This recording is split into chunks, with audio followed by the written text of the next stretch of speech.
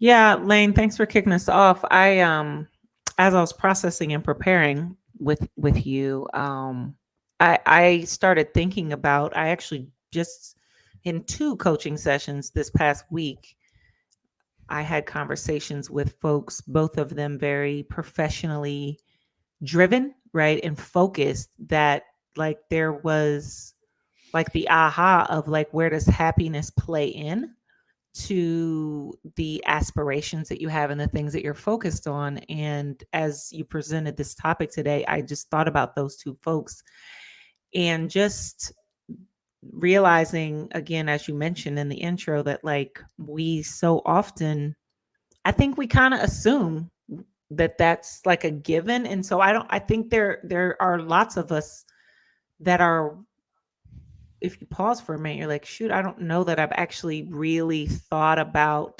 happiness and aspiring for it. I also think part of this is that, I think a lot of folks show up to life just feeling like you got to kind of like take life as it comes and that you can't, because there's so much you don't control and life is hard and things like that, that like it's, you just, I guess, take it when you can get it.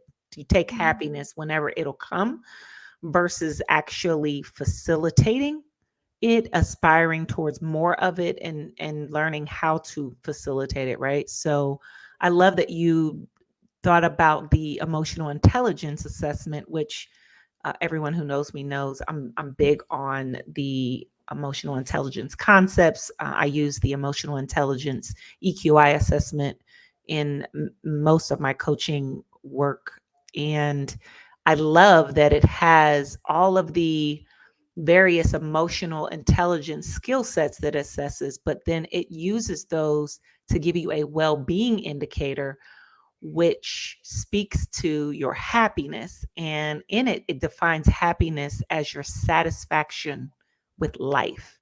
And even when I think about that, back to what I just said, I think that there are a lot of folks who don't necessarily think that they can be truly satisfied in life. They kind of just have to take it as it comes. So then again, the question is, are we even aspiring for happiness as we again wrap up this new year, do you season?